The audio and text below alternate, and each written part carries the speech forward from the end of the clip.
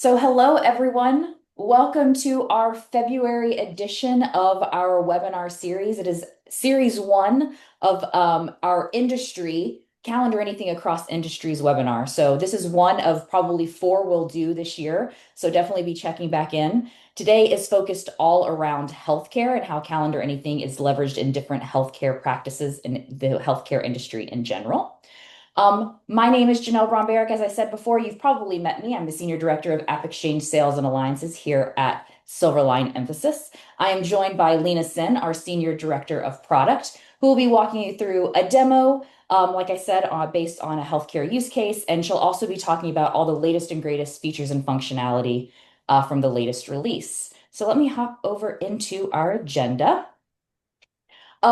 Some housekeeping things. I definitely want to make sure you guys all know that we will be in DC. We're a part of DC Innovation Day for Tribal Health. That is happening on March 25th, and that is a day before the DC World Tour is taking place. So if you're in the DC area or you would like to visit DC and see us at the DC Innovation Day, we'd love to see you. We're going to be talking all about calendar anything. And a little bit about our use case around tribal health that I'm going to go over later in our call. So I'm very excited about that. Our spring newsletter drops next month. So this is a newsletter that has a ton of information. It'll have the recording that you're seeing today. It'll have all of our release notes over the last few releases, links to install the latest version of Calendar Anything, as well as some different information around use cases across industries like we're discussing today. So again, if you are not receiving that newsletter, please let us know. We want to make sure that we get that over to you. Um, I forgot to mention, thank you so much, Lena, for putting this up.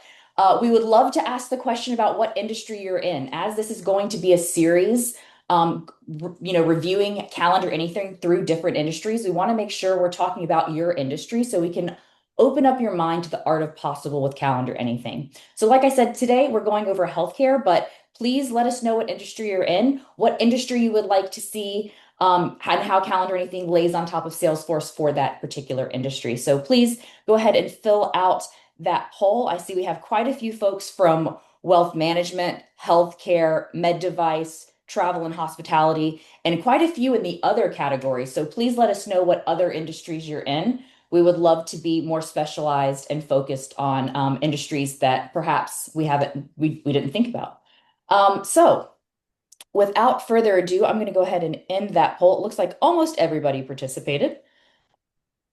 Amazing. So next we're going to get into our latest release. So Lena, I'm going to go ahead and pass it over to you to review what the latest release involves.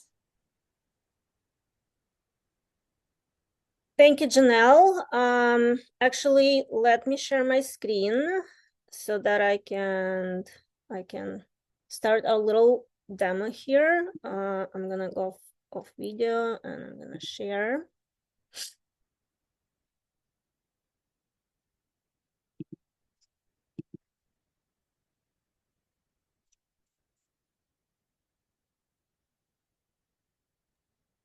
Perfect. We can see your screen, Lena. Awesome. So thanks everyone again for joining us today.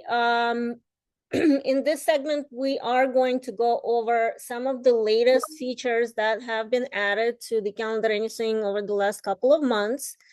So I would like to start with the enhancements that we did for our availability calendars and autonomous scheduling. So as you know, we are supporting a self-scheduling use case from Calendar Anything. We call them availability calendars. There's a variety of use cases that cover availability scheduling, anywhere from patient scheduling to financial consultant scheduling, seminars, classes, anything where your customers need to be enabled to self-schedule for sessions, appointments, etc. So with Calendar Anything availability scheduling, we added a new feature where we can have customized email templates attached to each calendar that will have a custom message sent out to the customer and the resource when the meeting is booked, and it's really easy to configure. So now we have an option to use different email, they're not templates, but different email messages for each of the availability calendars. It's super easy to set up at the calendar level. You go to edit that specific calendar that you want to set up an email template for. We have one for resource, one for member. In this section, we have a section for email template. This is where you define what your email looks like, who is it going to, what's going to be in the body of the email. And we also have an ability to add the ICS link to the email confirmation. This is where the customer can add that appointment or event to their personal calendar from that email notification. The same section is added to the member section that can also be configured, and you can have different email messages going out to your customers depending on the calendar and the use case. Moving on, also on availability scheduling, we are now supporting very customizable round-robin functionality. So if your self-scheduling solution requires a round-robin for assignments, we fully support that now. So please reach out to us with your specific unique needs, and we will customize it for you based on your conditions. So this is a very exciting new feature that we added just last month. Moving on, so this one came as a request from a customer. They're using CalendarAnything in the swim lane view. And in the swim lane view, they're grouping by queues and also public groups. So they asked us if it's possible to show additional information next to the name. So they want to be able to identify resources, let's say by skill or by the department that they are assigned to. So we have extended CalendarAnything capabilities to allow additional information to be populated in the swim lane view next to the name. So as you can see here, we have a list of people. This is coming from a public group grouping on the swim lane view. And some people that have departments and or skills assigned to them next to the name, we can see what those things are. This is set up at the per user level, and it's located at the general settings, grouping options section. And this is where you specify which fields from the user records you want to add to that grouping display.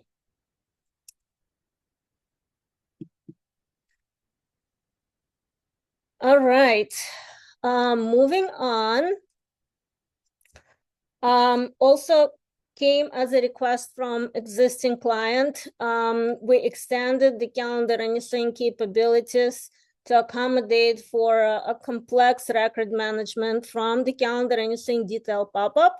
So users can now modify or delete records from the related lists right from the detail pop-up. So previously we were only supporting ability to add new records in the related list on the detail pop-up. We have extended that functionality to now enable edit and delete. So I would navigate to my record, go to the detail pop-up here, have some tasks and events. I know this record has a task already added to it. So from here, I can delete or I can edit. If I click on the edit icon, it will open a task edit form. I can make some changes here, click save, and that would be reflected on the record. And I don't need to navigate away from the calendar to do any sort of data manipulation that I need. Again, very easy to configure. From the calendar, you need to go to edit, go to our related list settings, select which related list you want to modify. And here you can see that we added support for add, delete, and edit options. And then one last thing that I want to highlight is ability. And again, this came as a request from a client. So I just want to highlight that we are very cognizant of customer requests that we get in and we can accommodate for. So this request came from a client and they wanted to have a more granular control over what their users can do with the calendar.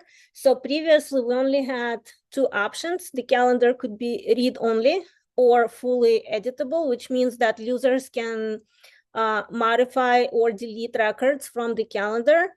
So this request came in and they said, well, we want our users to be able to drag and drop, let's say from one day to another, but we don't want them to be able to make any other changes from the calendar. So we don't want to see that pencil icon and detail pop up and have them edit records from the calendar. So what we did here is in the calendar criteria section, we added options where we can now enable this calendar to be read only. So this would be unchecked. Or we can say, okay, you can add records, but you cannot edit, delete, or move. Or you can add and delete, cannot edit. So you can have any combination out of these four combinations that we have here. So again, this gives more flexibility to the admin when they configure the calendars and also gives a lot more flexibility for the end user. That's all I have as far as the update. So Janelle, back to you. Awesome. Thank you so much, Lena. So again, everyone, remember this is a part of our latest release. So please go on the AppExchange, press get it now, and you can install the latest version of CalendarAnything LWC. A little bit of a note, if you're still leveraging the classic platform and you would like to upgrade to LWC, we are planning on sunsetting CalendarAnything Classic at the end of this calendar year, so 12/31/2026. So please start making an effort to contact us so we can start moving over that configuration. We have tools built into Classic and LWC to easily lift and shift those calendars from Classic over to LWC. It's a very seamless and quick experience. We had a customer just 2 weeks ago call us, say, hey, we're ready to do this. We want to do it before our next sprint. Our next sprint is next week. We were able to move all of their calendars for, I think, 50 plus users within 1 week. And they are live on LWC. So it's very seamless, unless you have anything like a force.com site that we have to rebuild. It might take us a little bit more time than a week, but again, it's very low effort. Please reach out to us so we can get you on LWC and leveraging all the great things that Lena just went over. I am going to go ahead and share my screen and we're going to talk about CalendarAnything across industries. So the one use case I want to share first is for a company or an organization called Tanana Chiefs. So they are a rural patient care facility up in Alaska, and they are coordinating 12,000 monthly patient travel appointments. And that's across 42 remote Alaskan communities. So these folks have to either go to Anchorage or Fairbanks, and they need to be seen for an appointment. They need to have transportation, either a bus or a flight to get to that appointment. And then most times they're going to have to stay over in a hotel because that transportation, takes a full day of travel before the appointment takes place. So there's a lot of moving parts.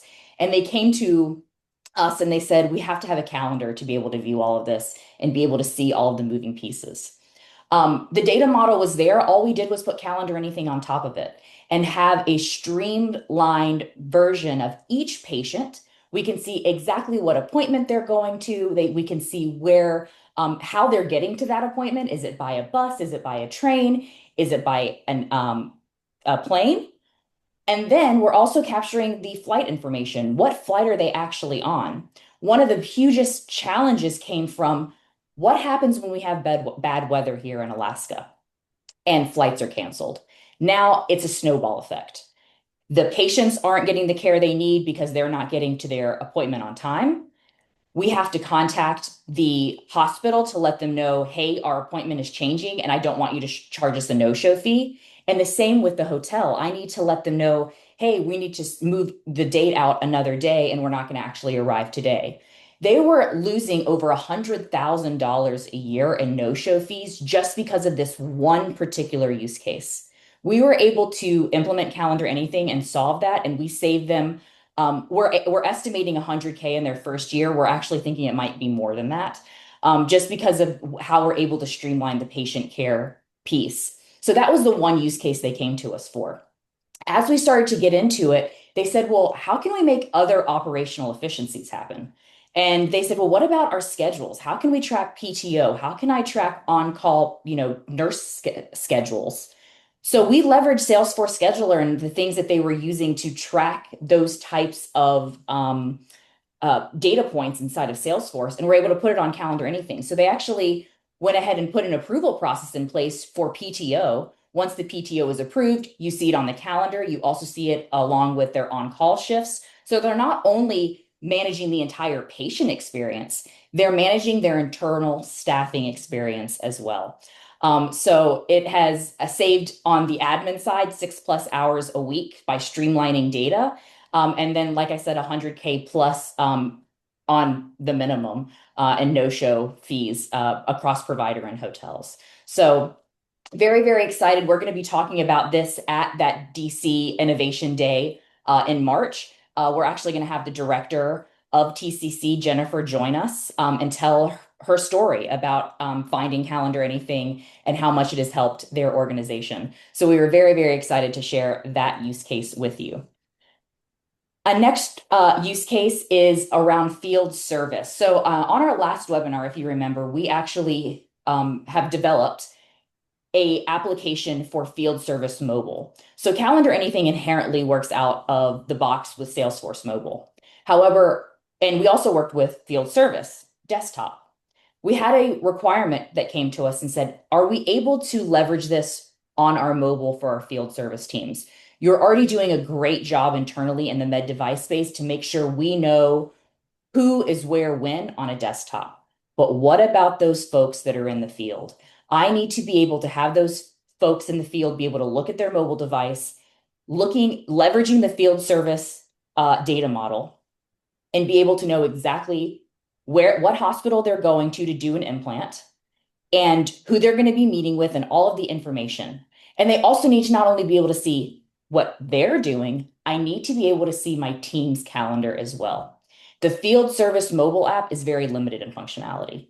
We were able to extend that functionality with Calendar Anything, and now we've been able to improve technician productivity by 25% for those folks out in the field. No more relying on different additional teams that aren't in the field. They can just look at their mobile device and know exactly what's going on.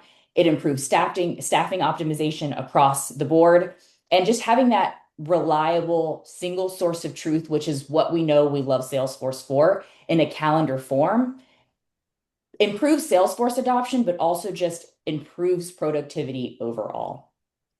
So any questions on this? Lena, anything you want to add? I know you worked very closely with this team, so I want to make sure I'm not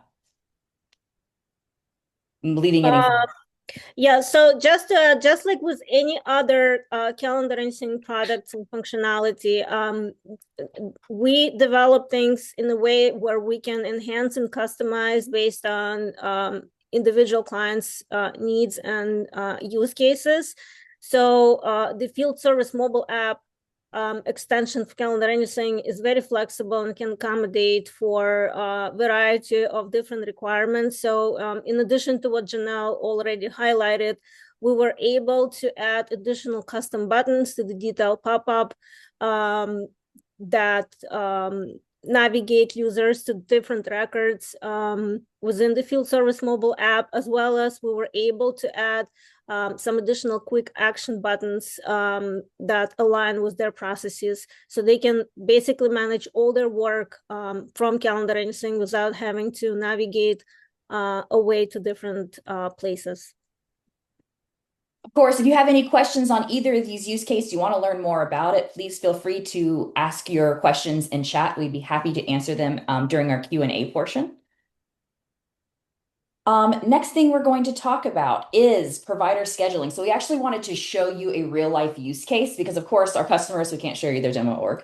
But we did want to show you how CalendarAnything is a very popular use case within provider scheduling. So the demo that we're about to show you, and I'm going to go ahead and stop sharing my screen and have Lena pull this demo org up, is we're a dentist office. And we want to make sure that we are streamlining our processes. And instead of having our front office constantly taking the brunt of all of the reschedules for appointments and new appointments. And maybe, new appointments on a front desk, that takes a lot of time. Doing that intake form, okay, what's your first name? What's your last name? What's your date of birth? All of that information you have to capture to create an appointment. We now can do this via self-scheduling because all of that information, as we are a native Salesforce product, is going to flow right back into Salesforce. So Lena has our demo org set up. So this is essentially patient has gone to our website and they have decided they want to book a visit. They're going to choose their location, Jersey City Clinic, and the date that they want to see. So we have two locations we can choose from. We have a date picker that we can choose from. And then we also have the type. So am I going to be seen for just a normal checkup? Am I going to be seen for a whitening? We'll show this on the back end, but each of these different types have a different duration of the appointment attached to it. So we'll show that on the back end in just a second. So we're going to say we're going to do a root canal, and we're going to say our preferred time is, or a diagnostic in the morning. And we're going to go ahead and say 8 a.m. Works good for us. So now this is completely customizable. I want to make sure I double click on that. The fact that the imaging, we can work with your marketing department, have a mock-up and have it exactly the way they look with CSS code. We can also define what fields we have here. So we're saying our first name, last name, email, but sometimes you need date of birth, sometimes you need some additional information. We can absolutely capture that here and it will flow back to Salesforce. So Lena's going to put some information in here, and description, as you can see, isn't required. So we're going to go and press continue. And this is going to confirm my details, and we're going to create the appointment. So once I press create appointment, a few things happens. One, there is an appointment that is created in Salesforce. Another email will go out to the actual patient, letting them know, hey, here's all your confirmation details. And then, of course, if that provider has signed up for email notification, they'll also be provided an email saying, hey, you have now this, diagnostic patient coming in to see you. So we're going to hop back over and we're going to see what the experiences is like on the other side. So now I'm the front office. I want to see all of the things that I have going on for today across my dentist. So this is our day grouping view. We're grouping by the dentist, and we're seeing all of our Jersey City clinic appointments. Like you saw before, we had it between Brooklyn clinic appointments and Jersey City. We have it broken out here the same way, depending on what practice you're working with. So we're also color coding on a few different things. You can see that the Jersey City clinic appointments are already going to be yellow, but we're doing a secondary level of coloring based on the type of operation it is. So you can see that green indicator that Lena's looking at right now is showing that it's checkup and filling.